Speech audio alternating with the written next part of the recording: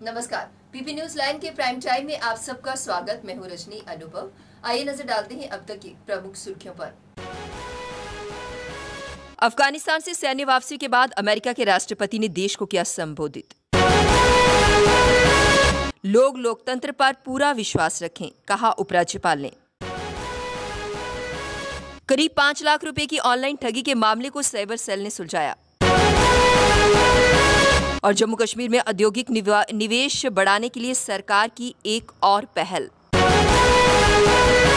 अब समाचार विस्तार से। पहले एक नजर आज के मुद्दे पर। अफगानिस्तान से सैन्य वापसी के बाद अमेरिका के राष्ट्रपति जो बाइडेन ने देश को संबोधित किया। बाइडेन ने अपने संबोधन में अफगानिस्तान में अमेरिका मिशन को कामयाब बताया। साथ ही कहा कि अमेरिका के पास काबुल छोड़ने के अलावा और कोई विकल्प नहीं था। वहाँ लाखों करोड़ों डॉलर खर्च किए गए और यह अभियान बेहद महंगा साबित हो रहा था। हमने जो अफगानिस्तान में किया वो गर्व की बात है। हमारी मौजूदगी में अफगानिस्तान में शांति रही। अफगानिस्तान में हमारा मिशन कामयाब रहा। मेरा मानना है कि हमारा फैसला सही है और सबसे बेहतर है। अफगानिस्तान में अब युद्ध खत्म हो गया है। उन्होंने कहा कि हमने ये फैसला पहले लेना चाहिए था। मैं इससे बिल्कुल भी सहमत नहीं हूँ। अगर ये पहले होता तो इससे वहाँ अराजकता फैलती और युद्ध ग्रह शुरू हो जाता। बिना चुनौती और खतरों की निकासी संभव ही नहीं होती। उपराज्यपाल मनोज सिन्हा ने कहा कि समय समय पर सुरक्षा समीक्षा के बाद पंचायत प्रतिनिधियों को पूरी सुरक्षा मुहैया करवाई जा रही है। सरकार इसकी सुरक्षा के लिए पूरी तरह प्रतिबद्ध है। कुछ लोग हैं जिनका लोकतंत्र पर विश्वास नहीं है। वह हमेशा इसकी कोशिश करते रहते हैं कि लोगों में भय का वातावरण पैदा किया जाए। परिसीमन की प्रक्रिया खत्म होने के बाद ही प्रदेश में विधानसभा चुनाव होगा। ये भी कहा गया कि देश के गृह मंत्री पहले ही आश्वासन दे चुके हैं कि उचित समय आने पर राज्य का दर्जा बहाल किया जाएगा। वे SKICC में संसदीय जन पहुंच कार्यक्रम के बाद पत्रकारों से बात कर रहे थे। राज्य का दर्जा बहाल करने और चुनाव को लेकर पूछे जाने पर यह कहा कि देश की संसद में कही हुई बात का क्या अर्थ होता है वह आप सभी जानते हैं। जब राज्य पुनर्गठन अधिनियम बना था तो उसमें स्पष्ट रूप से उल्लेखित था कि परिसीमन के बाद चुनाव होंगे। अब जम्मू कश्मीर में 7 सीटें बढ़ गई हैं। गृह मंत्री ने संसद में भरोसा दिया है कि राज्य का दर्जा उचित समय पर जरूर दिया जाएगा। मुझे लगता है कि इस पर जम्मू कश्मीर के लोगों को भरोसा है। प्रधानमंत्री ने भी 15 अगस्त को ये दोहराया कि परिसीमन का काम तेजी से चल रहा है और पूरा होने पर ही चुनाव होंगे। करीब 5 लाख रुपए की ऑनलाइन ठगी के मामले में साइबर सेल जम्मू ने हरियाणा के कुरुक्षेत्र से एक और आरोपित मुकुल कुमार को गिरफ्तार किया है। बुधवार को पुलिस टीम आरोपित को लेकर जम्मू पहुंच जाएगी। इससे पूर्व साइबर सेल ने ठगी के इसी मामले में कुरुक्षेत्र के रहने वाले 2 युवकों अरुण कुमार और प्रवीण कुमार को गिरफ्तार किया था। इस मामले में अभी तीसरी गिरफ्तारी है। इस वर्ष अप्रैल माह में जम्मू की रहने वाली एक युवती प्रिया रैना ने साइबर सेल थाने में शिकायत दर्ज करवाई थी कि अज्ञात लोगों ने उसे फोन पर संपर्क कर अंतर्राष्ट्रीय कंपनी में नौकरी दिलवाने का झांसा देकर 4.68 लाख रुपए ठग लिए हैं। पैसे लेने के बाद आरोपितों ने ना तो उसे नौकरी दिलवाई और ना ही उसकी धनराशि को वापस लौटाया है। मामले की जांच के दौरान साइबर सेल ने उसी बैंक खाते के बारे में पता लगाया जिसमें शिकायतकर्ता ने नौकरी दिलवाने के लिए रुपए जमा करवाए थे। इसके साथ उस मोबाइल फ़ोन नंबर की कॉल डिटेल को भी खंगाला गया। जांच के दौरान ये पता चला कि ठगी का ये नेटवर्क कुरुक्षेत्र से चल रहा है। जम्मू कश्मीर में औद्योगिक निवेश बढ़ाने के लिए सरकार ने एक और पहल की। उद्यमी विदेश से भी अब जम्मू कश्मीर में निवेश के लिए प्रस्ताव भेज सकेंगे। नई औद्योगिक नीति के तहत इसके लिए सरकार एक वेब पोर्टल सरकार ने शुरू किया। दिल्ली में केंद्रीय गृह मंत्री अमित शाह ने मंगलवार को इस पोर्टल का ऑनलाइन शुभारंभ किया। देश विदेश के उद्यमियों के लिए सरकार ये सुविधा शुरू कर रही है ताकि औद्योगिक विकास से वंचित रहा जम्मू कश्मीर अन्य राज्यों के साथ कदम बढ़ा सके। अनुच्छेद 370 की वजह से यहाँ औद्योगिक घराने निवेश करने से कतराते थे। अब यहाँ देश भर के औद्योगिक घराने निवेश के लिए बेहिचक आ सकेंगे। नई औद्योगिक नीति से सरकार को उम्मीद है कि इससे प्रदेश में औद्योगिक विकास की रफ्तार बढ़ेगी। उद्योग के साथ साथ शिक्षा, चिकित्सा, सेवा क्षेत्र में भारी निवेश भी होगा। अब तक नामी गिरामी घरानों से 25,000 करोड़ के प्रस्ताव मिल चुके हैं। अगले कुछ वर्षों में 50,000 करोड़ के निवेश का अनुमान है। आज हम सब मिलकर एक संकल्प लेने का दिन है कि जो पोर्टल आज लोगों के उपयोग के लिए लॉन्च हो रहा है, पोर्टल के माध्यम से जम्मू कश्मीर में इन्वेस्टमेंट के लिए और उद्योग के लिए एक नई सुबह हम देख पाएंगे और जम्मू कश्मीर के युवाओं के रोजगारी के लिए ढेर सारे अवसर हम उनको उपलब्ध कराएंगे। आज अनेक जगहों से इंडस्ट्री जगत से जुड़े हुए लोग यहाँ पर कार्यक्रम में ऑनलाइन उपस्थित हुए हैं। मैं सभी का धन्यवाद भी करना चाहता हूँ, सभी का स्वागत भी करना चाहता हूँ और सभी को कहना चाहता हूँ, आइए जम्मू कश्मीर में इन्वेस्ट करिए और जम्मू कश्मीर को फिर से एक बार। अफगानिस्तान के हालात ने भारत में रह रहे वहां के लोगों को परेशान कर दिया है। परिवार से मिलने के लिए लोग किसी भी तरह वहां पहुंचना चाहते हैं। जम्मू कश्मीर के रास्ते पैदल अफगानिस्तान पहुंचने की इच्छा रखने वाले ऐसे ही एक किशोर को लखनपुर में मंगलवार को पुलिस ने पकड़ लिया। हालांकि उसके पास से अफगानिस्तान का पासपोर्ट और वीज़ा मिला है जो अक्टूबर तक वैध है। पुलिस उसके दस्तावेजों की जांच कर रही है। दूतावास से पुष्टि के बाद किशोर ने दिल्ली उसे भेज दिया गया। उसके पास से कुछ अफगानी और भारतीय मुद्रा बरामद हुई है। एसएसपी रमेश चंद्र कोतवाल ने बताया कि मंगलवार सुबह 6 बजे लखनपुर चेकपोस्ट पर कोरोना जांच के दौरान पुलिस ने दिल्ली से आए किशोर को पकड़ लिया था। पूछताछ में पता चला कि 17 वर्षीय किशोर काबुल का रहने वाला है। प्राथमिक पूछताछ में ये भी पता चला कि वह अफगान सेना में कार्यरत अपने भाई के साथ बतौर अटेंडेंट जुलाई भारत आया था। लोकसभा अध्यक्ष ओम बिरला ने कहा कि जम्मू कश्मीर विकास और रोजगार में देश का नेतृत्व करेगा। सशक्त पंचायतें हमारे लोकतंत्र को मजबूत बनाती हैं। लोकतंत्र हमारी विविधताओं को जोड़ता है। मैं संसदीय समितियों को जम्मू कश्मीर और लद्दाख के दूरदराज क्षेत्रों में नियमित अध्ययन दौरे करने का सुझाव दूंगा। जम्मू कश्मीर और लद्दाख के पंचायती राज संस्थानों के निर्वाचित प्रतिनिधियों के लिए क्षमता निर्माण कार्यक्रमों के लिए लोकसभा सचिवालय की ओर से व्यवस्था की जाएगी।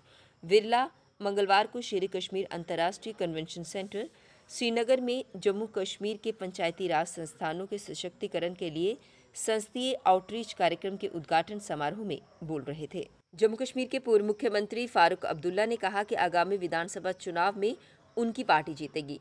फारूक अब्दुल्ला ने लोगों के फोन का जवाब न देने पर अधिकारियों को फटकार भी लगाई। साथ ही पंचायत स्तर के नेताओं की सुरक्षा को लेकर उपराज्यपाल से अनुरोध भी किया। नेशनल कॉन्फ्रेंस जम्मू कश्मीर में आगामी विधानसभा चुनाव जीतेगी। मैं डंके की चोट पर कह सकता हूं, अगर स्वतंत्र और निष्पक्ष चुनाव कराए गए तो नेका सबसे बड़ी पार्टी होगी। ये बात जम्मू कश्मीर के पूर्व मुख्यमंत्री फारूक अब्दुल्ला ने मंगलवार को श्रीनगर के शेर कश्मीर इंटरनेशनल कन्वेंशन सेंटर में आयोजित कार्यक्रम के दौरान कही। पंचायती राज संस्थानों के सदस्यों को सलाह देते हुए फारूक अब्दुल्ला ने कहा कि लोगों के संपर्क में रहें और उनकी समस्याएं सुनें। नौकरशाहों की तरह व्यवहार ना करें। लोगों की कॉल का जवाब नहीं देने पर नाराजगी व्यक्त करते हुए अब्दुल्ला ने मंच पर मौजूद उपराज्यपाल मनोज सिन्हा से अनुरोध किया कि वे अधिकारियों को इस संबंध में निर्देश दें। अब्दुल्ला ने कहा कि ऐसी शिकायतें मिल रही हैं कि अधिकारी जनता के फोन नहीं उठाते हैं। उन्होंने कहा जल्द ही एक ऐसी सरकार बनेगी जो अधिकारियों को जवाबदेह बनाएगी। अधिकारियों को लताड़ते हुए उन्होंने कहा कि वो खुद को बादशाह समझते हैं, लेकिन वो भूल जाते हैं कि वो जनता के सेवक हैं। लोग जीतेंगे, ये मैं आपको कहना चाहता हूँ। हम लोग ढंके की चोट में कहता हूँ, क्योंकि अगर ये ईमानदार इलेक्शन करेंगे तो national conference will be the biggest party है। आपने इशारा अफसरों को दे दिया कि हमारी हुकूमत आने वाली है, फोन उठाए कीजिए। नहीं, फोन ही नहीं। They will be accountable tomorrow for what they have done. आज वो अपने आप को बादशाह समझते हैं, वो बादशाह नहीं हैं, वो लोगों के गुलाम हैं।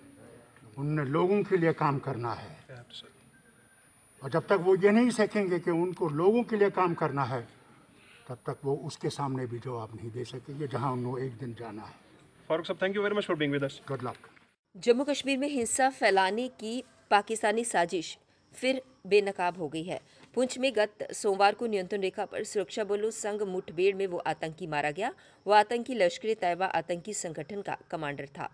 यही नहीं, वह पाकिस्तान का रहने वाला था। सुरक्षा बलों के पास इस दावे को लेकर सभी सबूत मौजूद हैं। मारे गए आतंकवादी से हथियारों के अलावा पाकिस्तानी पहचान पत्र और वहां की करेंसी भी मिली है। ये सबूत पाकिस्तान की आतंकवादियों से मिली भगत को उजागर करते हैं। सेना की पुंछ ब्रिगेड के कमांडर पुनीत डोभाल ने बताया कि सुरक्षा बलों ने नियंत्रण रेखा के पार से कुछ संदेश भी पकड़े हैं।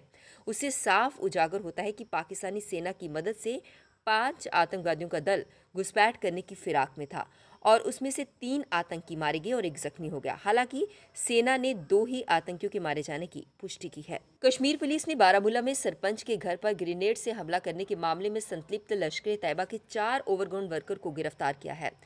इन सभी के खिलाफ करीरी पुलिस स्टेशन में मामला दर्ज कर लिया गया है। पुलिस के प्रवक्ता ने बताया कि गत 22 अगस्त की रात को 9 बजे करीरी पुलिस स्टेशन में किसी ने फोन कर बताया कि करीरी गांव में धमाके की आवाज सुनाई दी है। इसके उपरांत बारामूला पुलिस ने सेना की 52 राष्ट्रीय राइफल और सीआरपीएफ की 176वीं बटालियन के साथ उक्त गांव की ओर कूच किया। इस दौरान जांच में पाया गया कि स्थानीय सरपंच नरेंद्र और कौर पत्नी दलजीत सिंह निवासी करीरी के घर पर ग्रेनेड से हमला किया गया है। तो इन्वेस्टिगेशन के दौरान अब ये सामने आया है कि इसमें जो लश्कर-ए-तैयबा है उसका एक मॉड्यूल जो है जो वहाँ पे एक्टिव था, इन्होंने ये कार्रवाई जो है अंजाम दी। कुछ सस्पेक्ट्स जो हैं वो लाए गए, उनसे पूछताछ हुई, कुछ टेक्निकल लीड्स मिली, कुछ और सीसीटीवी फुटेज की बिना पे हमें लीड्स मिली और इसके चलते हमने जो है ये मॉड्यूल बस्ट किया है और कुल मिला के अभी तक 4 लोग जो हैं इसमें गिरफ्तार हो गए। इनसे 2 ग्रेनेड और कुछ ड्रग्स, चरस वगैरह भी रिकवर हुआ है।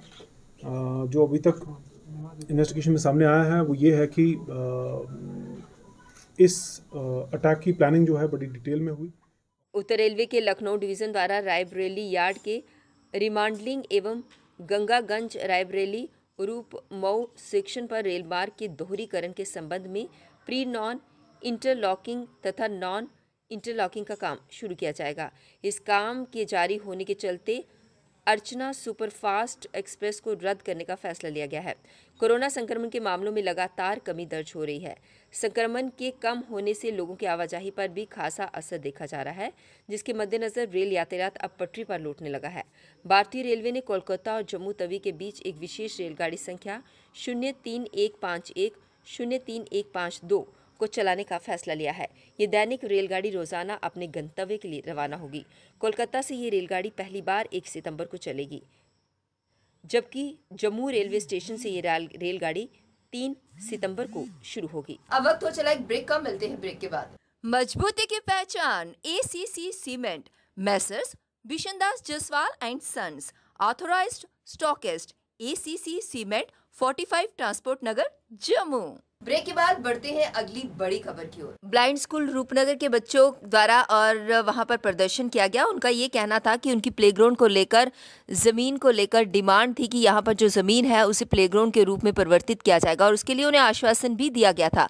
लेकिन अब देखने को ये सामने आ रहा है कि जेएमसी वहां पर अपनी बिल्डिंग बना रही है, जिसे वो कतई बर्दाश्त नहीं करेंगे। उन्होंने कहा कि ये बच्चों की जमीन है और ये खेलने के लिए इन्हें दी गई थी, लेकिन अब जेएमसी अपना पल्ला झालते हुए वहां पर अपनी इमारत तैयार कर रही है। अलाट कर दी और जिसपे आप ये बनती हुई बिल्डिंग देख रहे हैं। और सर यहाँ ये जितने मेंबर हैं, ये श्री चंद्रमोहन गुप्ता सर हैं, ये श्रीमती पूर्णिमा शर्मा सर हैं, ये रेखा मनहास सर है मैम हैं, और ये पूर्णिमा सर स्कूल में आके और विजिट करके गए। पूर्णिमा शर्मा मैम तो अभी कोई 20 दिन पहले यहाँ आई थी और उन्होंने बोला कि ये मैटर हम अपने लेवल पे देखेंगे। आज ये सारे पल्ला झाड़ने की नहीं, हमें नहीं मालूम, हमें नहीं मालूम। यहाँ के एक बंदे को मालूम था कि ये लैंड ब्लाइंडली थी लड़कियों को मुद्दा था सर। तो ये तो गवर्नमेंट का काम है, आप इसको सही जगह शिफ्ट करवाएं, क्योंकि ये दोनों आप देख रहे हैं ये हाई। कार स्कैमर पर एक बड़ा आरोप लगाते हुए ट्रिपल लाइन के ऑनर लकी सिंह ने आज प्रेस कॉन्फ्रेंस को संबोधित किया। उन्होंने कहा कि इसके जरिए युवाओं में नशे की चीजें दी जाती है, जो कि एक बहुत बड़ा स्कैम है। इसी को लेकर उन्होंने प्रेस कॉन्फ्रेंस को संबोधित किया और कहा कि ऐसे लोगों के खिलाफ कड़ी से कड़ी कार्यवाही की जानी चाहिए। मेरा पब्लिक से भी यही मैसेज है कि जो भी ये कार्रवाई हो रही है, अगर आपने गाड़ी लेनी है आप सोच समझ के गाड़ी लें, आप सोच समझ के गाड़ी देखें, जो भी आपने ये चीज़ करनी है। और मेरा स्पेशली ये हाथ जोड़ के मैसेज डिपार्टमेंट से भी है, इनकी सपोर्ट ना करें। ये क्राइम बढ़ रहा है, हमारे जम्मू में क्राइम बढ़ रहा है। पहले हमारे जम्मू में इतना क्राइम नहीं था, जो कि हमारे जम्मू में क्राइम बढ़ रहा है। आज कांग्रेस ऑफिस में प्रेस कॉन्फ्रेंस को संबोधित करते हुए भाजपा पर कड़े आरोप लगाए किए। उनमें ये कहा गया कि देश की संपत्ति को किराए पर देने का काम भाजपा सरकार कर रही है। इसी को लेकर उन्होंने प्रेस कॉन्फ्रेंस को संबोधित किया। बिजली transmission line 40,300 circuit kilometre transmission network, बिजली उत्पादन 6,000 kilowatt hydel solar wind asset जो NHPC, NTPC और NLC जैसे नवरत्ना कंपनियों का। साथियों, ये लिस्ट लंबी है। ऑल जम्मू एंड कश्मीर महाशा सदर सभा द्वारा आज प्रेस कॉन्फ्रेंस को संबोधित किया गया। इन्होंने कहा कि कोरोना काल के कारण बहुत देर का इलेक्शन नहीं हुआ और उसी को लेकर कब इलेक्शन करवाने हैं इसके बारे में उन्होंने प्रेस कॉन्फ्रेंस के माध्यम से जानकारी साझा की। इसके साथ साथ हमने इसके मेंबरशिप करानी है, ड्राइव करानी है। इसके साथ साथ हमने अनाउंस करना है कि इलेक्शन में हमने जल्दी ही इसको कराने का प्रयास करना है हमने। और जो भी हमारे साथी हैं, जो हमारे अभी नए लोग हमारे साथ जुड़ रहे हैं, हमारी बॉडी अभी बन रही है, हमारा सबसे उनसे निवेदन है कि हमारे साथ कंधे से कंधा मिला के काम करें और बढ़ चढ़ के मतलब हमने इलेक्शन को। दरबार मूव को बहाल करने को लेकर अपनी पार्टी ने आज प्रेस क्लब के बाहर जोरदार प्रदर्शन किया। उन्होंने कहा कि दरबार मूव को जल्द से जल्द बहाल किया जाए ताकि एकता और भाईचारा हमेशा कायम रहे। बिल्कुल छपा है और इस लिहाज में लोग जाए तो जाए कहाँ, इस बात का जो निर्णय सरकार को करना होगा कि इस तरह से कानून लाकर लोगों के रोजगार को दबाना ये कहीं तक भी जो सही ठहराया नहीं जा सकता। इसीलिए आज जो अपनी पार्टी का जो धरना है इसके ट्रेड यूनियन की तरफ से आंगनवाड़ी वर्कर्स हेल्पर्स ने आज प्रेस क्लब के बाहर जोरदार प्रदर्शन किया। उन्होंने कहा कि हमेशा उन्हें आश्वासन दिए जाते हैं और पिछली बार भी उन्हें आश्वासन दिया गया था और उनकी हड़ताल को ख़त्म किया गया था, लेकिन वो सिर्फ आश्वासन तक ही रहा, उनके मुद्दों को हल नहीं किया गया। उन्होंने कहा कि यदि उनके मुद्दों को जल्द से जल्द हल नहीं किया गया तो वो सड़कों पर उतरने के लिए मजबूर हो जाएंगे। दिखता नहीं है कि इन औरतों को क्या मिल रहा है, इन वर्कर्स को क्या मिल रहा है। आंगनबाड़ी वर्कर की टोटली हरासमेंट हो रही है, जो हम जिन नहीं चाहते हैं, बिल्कुल हम बर्दाश्त नहीं करेंगे। अभी कोविड के दौरान अपना प्रोटेस्ट जो है बंद रखा था क्योंकि लॉकडाउन था, सभी अपने अपने घरों में थे, हम पूरा उनका पालन कर रहे थे, लेकिन अपनी ड्यूटी हम पूरी दे रहे थे। हमें ऑफिस से ऑर्डर आता है, डोर टू डोर जाओ, सर्वे करो, उनको किट दो, उनको मेडिसिन प्रोवाइड करो, हर चीज हमने की है। बट गवर्नमेंट ने कुछ भी सुध नहीं ली हमारी, कुछ भी हमें पता, कुछ भी हमें प्रोवाइड नहीं किया।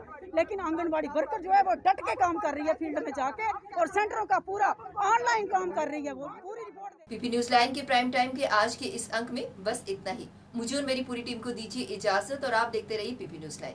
नमस्कार।